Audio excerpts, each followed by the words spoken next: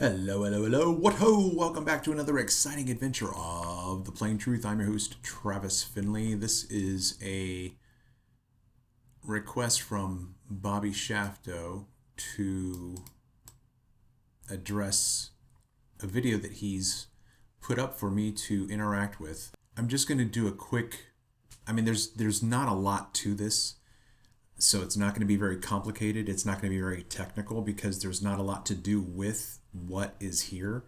So I don't think that anybody's going to be overly impressed, any more than if you haven't been impressed already by the content that I've been putting out in terms of breaking down the science of refraction with mirage and without, then you have no interest in learning, because I've put out at least 4 different hypotheses that are completely antithetical to anything the science has. Science isn't talking about what I talk about. Science isn't talking about what Sky Free is doing. Science isn't talking about what Wide Awake is doing. Science isn't talking about what any of us are doing.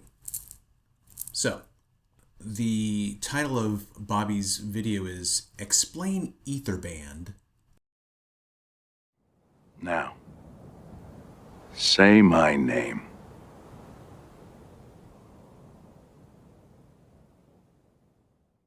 Okay, so first of all, let me define my term.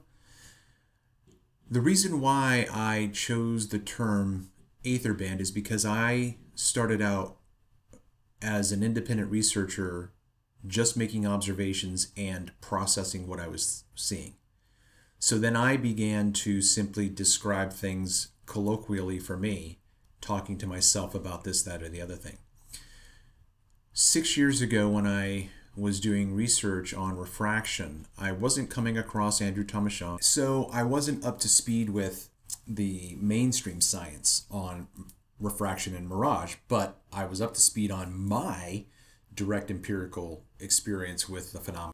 So as I began to make my own observations and look out into the distance, there was apparently, to me, a visual strip across the horizon that is typically called a duct. Okay, so what I'm doing right now is showing you some footage from Ventura shooting out to the Channel Islands, and you can clearly see the area that I'm talking about above the horizon. That is the band, the area that we're looking in, and the cause of that is the air, the medium through which we are looking. So that is the area.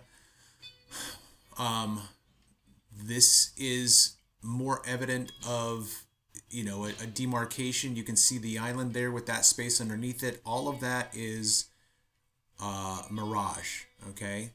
So the actual target is not here at the water. The actual target is at the top of this event. The island is compressed. You can see the Anacapa Arch here appearing as if it's floating in the air. That's not. That is a mirage underneath the target. So then if you just simply follow that line all the way across that top horizon, you follow that all the way, like I'm going to start panning right now. In my opinion, that is the farther water that you can't see right now, right? You can't see anything right now. You see the band there a bit.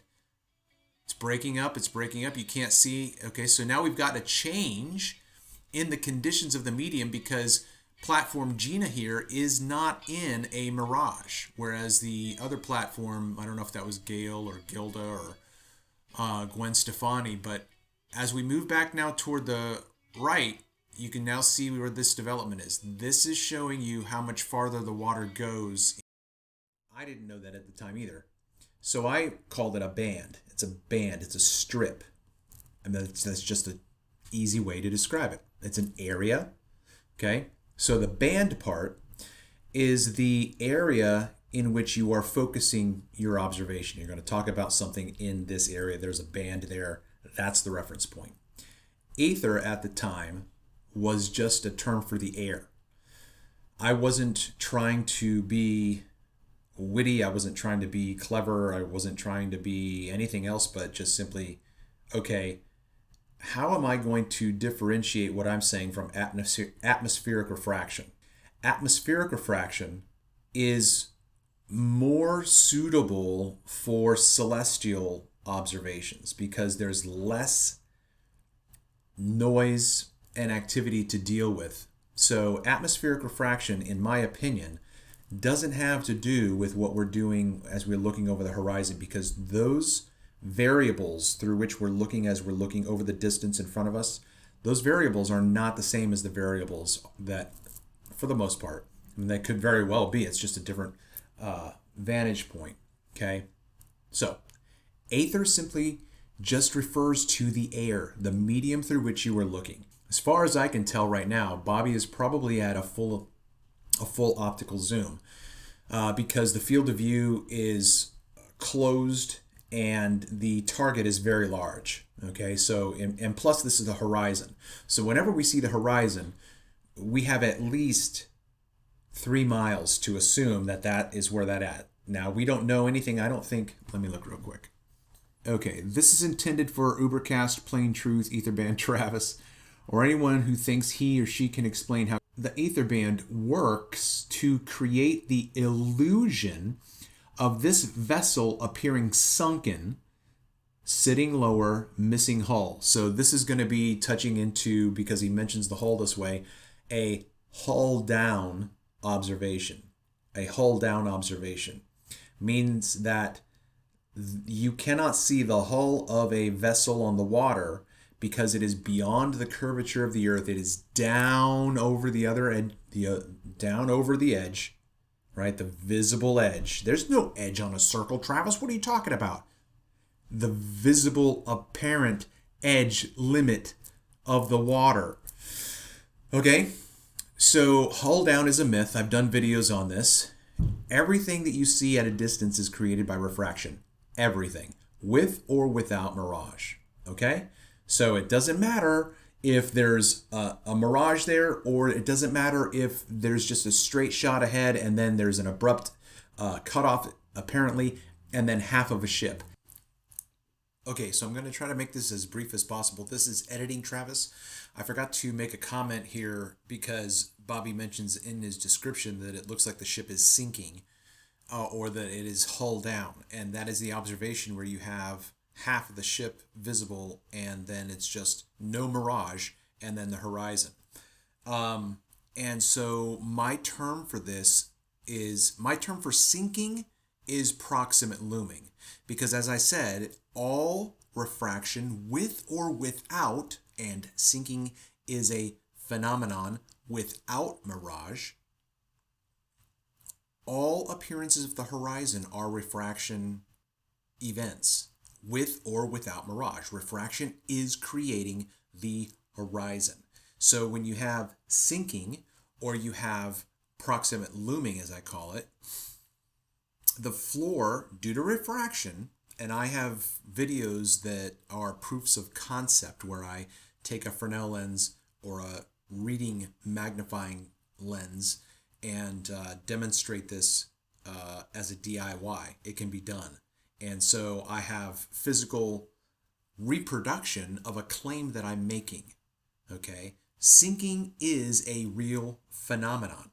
However, it is not sinking behind a curve.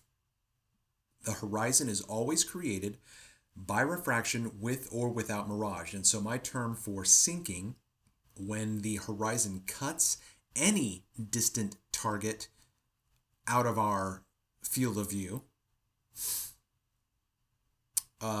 proximate looming means that the floor is being raised up through refraction, just like I demonstrate in my proof of concept. Okay? It can be done. So sinking is a real phenomenon. It's just not explained with an appeal to curvature. But I have numerous captures of this from Emmawood State Beach as I've filmed the platforms out on the Pacific in the Channel Islands. So Anyway, sorry that this is so long. I just had to put this in here, and I hope it gets appreciated. Thanks.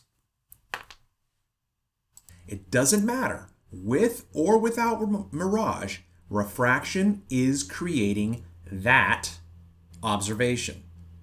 Okay? So, in my opinion, the terms looming and sinking and inferior and superior mirages, looming, sinking, inferior and superior mirages, are technically words that presuppose the globe. Because nothing needs to be, on a flat earth, nothing needs to be loomed up from beyond the curve. Here's the curve, and here's the target. In order for me to see this target, it has to be loomed up so I can see it. That is a sphere Earth concept. Sinking is the same thing, because the thing behind which that target is sinking is the horizon. It's not, okay? The horizon is always 100% created by refraction with or without mirage, okay? This was shot a few years ago from La Jolla State Park. Okay, so 25 feet above the water, okay? 25 feet above the water. So he's going to be seeing farther than 3 miles. So, but we don't know anything else, right? We don't know. He didn't give us an insert, and it's not his fault. I mean, this isn't a negative critique, okay? He doesn't give the proportion, not the proportions. He doesn't give you an insert to see what the proportions of the ship look like he did in his previous one with the oil tanker. And he doesn't give us the distance to the ship, which again isn't a problem for me. But whenever globe proponents are going to start pointing at pictures, they have to have certain variables in their arsenal, in their understanding and empirical knowledge of what is out there. You can't just say, oh, that's Earth curve blocking, because you have to know distance, you have to know size, you have to know all of these things, because those things have to be eliminated from the equation or taken into consideration in the equation. Okay? Hopefully that makes sense. I'm going to try not to do what I'm doing right now, but anyway, it is what it is. You know, you paid for your ticket. This is what you're getting. Okay, now, the first thing that I want to say is this is the first scene that we can see. Okay? So I'm going to ask you, if you haven't watched this video yet, what is creating this horizon? Okay? What is creating the visible limit? Boop, there's no more water visible beyond this point. Why? Why is that? Okay? So, what is creating this? What's your answer, right? You are going to get more information in just a moment. However, that lack of information, if all you see is vast ocean in front of you, limited in front of you, that is, it doesn't keep going and going and going, there's a limitation to it. If that's all you see and you think that the top part is all sky and the bottom part is all water, then you're going to draw certain conclusions based on things that you're assuming. And there's nothing wrong with assuming technically as far as it goes. But you can't build a minor assumption on a major assumption without first proving your major assumption. That's just going to be a Smurf-tastrophe, right? Okay, so we don't know enough about this horizon right now to say anything. Okay, so here we go.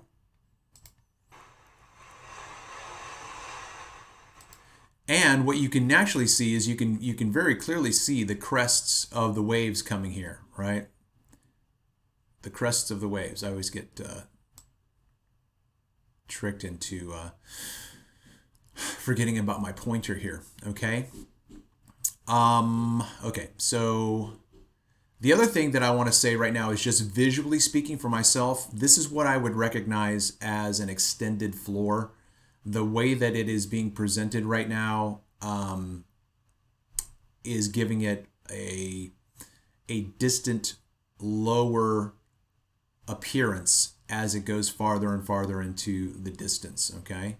And then the other thing is that what would be helpful for Bobby to do is if he can go back to this location and find where he set up, even though there's no physical marker out here, just put the horizon in the middle of your frame and take a picture and then show us the contrast between what the water looks like there and what the water looks like in another photo. And you'll see the difference. It's very stark. It's very obvious.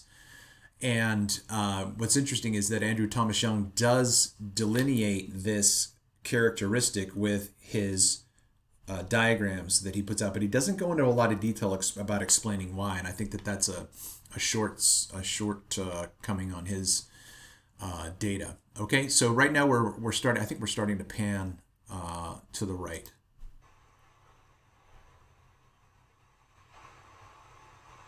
Okay, at this point we have a ship, and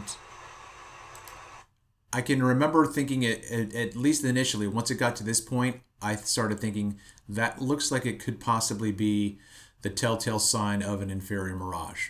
Okay, and the reason why I say that is because there is a partial greater than sign here. The top arm is full and the lower arm is probably about, what do you want to say, 20%? 25%? Maybe? I don't know. But that was my first indication, so I had to keep watching. The other thing that I'm noticing right now, and that I noticed initially as well, is that this is a massive ship, right? Whatever this is massive. So, how much of this is not seen? How large is the hull? Forgive my lack of nautical terms. How long is the draft, or how deep is the draft, or whatever. This actually it reminds me, in Baltimore Harbor, there was this really weird Star Wars looking angular warship on the water. It was just completely boxed in, but it had polygonal sides to it, and then gunnery openings and whatnot. So to me, this looks like it might be a warship of some kind, but I could be completely off. And now, as we have this part here, you're going to be given demonstrable evidence that we are looking at an inferior mirage right above the horizon. You can see things coming in and out of focus, and then it's going to come up again and fill up right there. Okay, you see how that filled in right there? So right now, the swells have now brought the ship up high enough for it to, what I call, break the band. Okay, so here is an inferior mirage, and you can't see it. You don't know that this is not the sky. This is the sky. This is the water.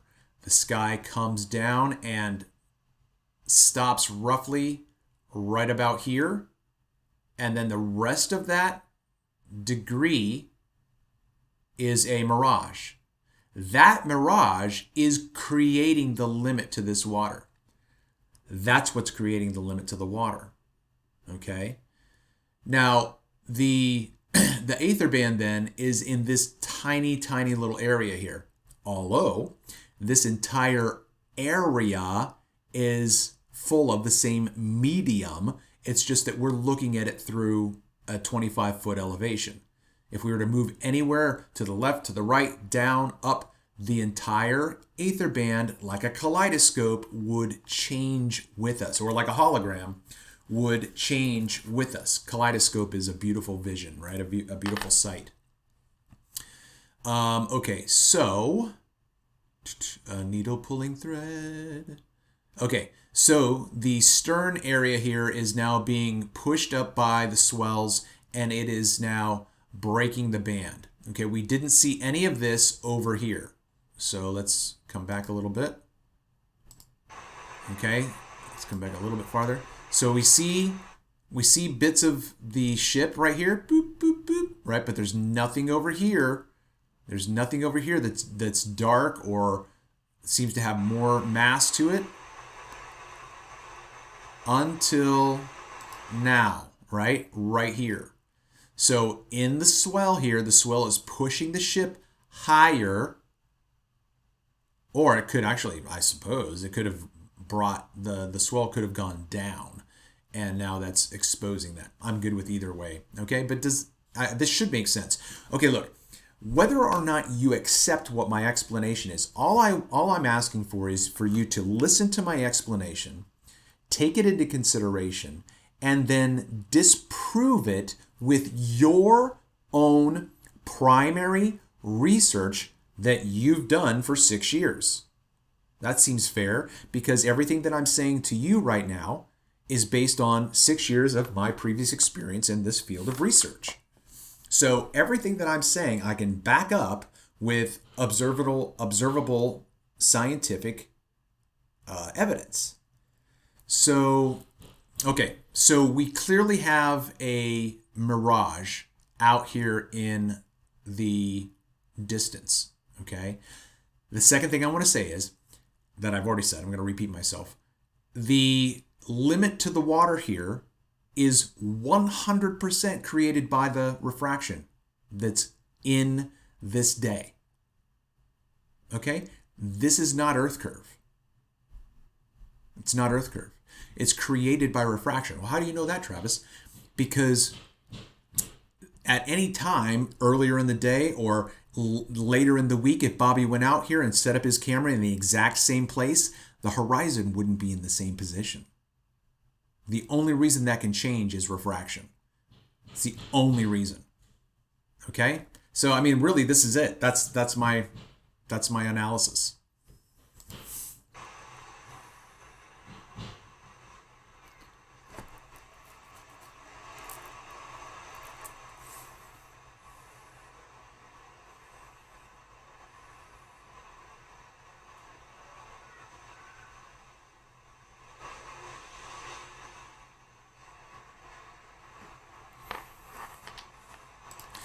Okay, again, the other thing that I remember that Bobby mentioned in his description is he used the word illusion. I don't use the word ever. I don't use the word illusion ever in discussing mirages. I don't think that they are illusions, right? They are there. They are physical. It is being created by the physics of air, but it is not an illusion. So, again, to wrap this back up, what you're seeing here at the horizon is going to mislead you if you don't have enough information. If you want to call that an illusion, I guess you can do that. However, so if you don't ever know, and who knew for the longest time that out on the open ocean that there were mirages out there, or a mirage out there on the distant horizon, if you don't have a target in the mirage, all you're going to see is sky. You won't see the division unless there's a band there. You won't see that division where the sky stops and the mirage takes over in an inverted image. You have to have something in your field of view in the depth of field that's going to interact with the medium. Otherwise, you are going to look and see, oh, that's the curve of the Earth. No, it's not, ever. Ever. Refraction with or without mirage is the only cause for the appearance of the horizon in any season, in any year. Okay? So, if you want something more technical, then start a research project and start raising funds. Because the only way that you're going to get more information out of me is if I get paid to live while I'm doing the research. If I can hire a team, which would include people like Bobby, I think, I would love it if someone like him would be interested in doing this. I don't care where this goes. I'm not afraid of the truth. Right? So if you are going to just make snide little comments about stuff that you have no primary firsthand knowledge of, then you are completely superfluous in this discussion. Absolutely. Superfluous. Superfluous. So yeah, okay. I thought like 3 minutes. We're at 23. This has been another exciting adventure of The Plain Truth. I'm your host, Travis Finley. If you've made it this far, please make sure you smash that Fonzarelli, hit that like, make a comment, and then, and then share the show. Bring.